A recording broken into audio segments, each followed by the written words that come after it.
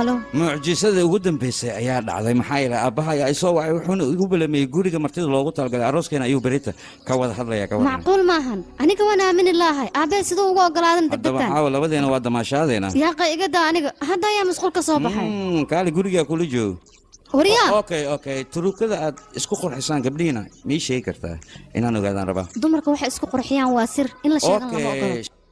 shaambada aad ku qubaystid waa maxay adiga tayada ka baxay adiga maxaad ku qubaysataa aniga maalintan ku batay ilaa iyo maanta jirkayga nerima shaamba ayaan ku qubaystaa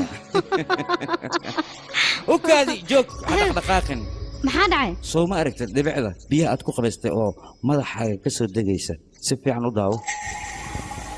dhibicdaas biyo ah waxay soo dhex maraysaa labadaada indhood dhexdooda kadibna sankaagay soo dulmaray kadib si u soo socoto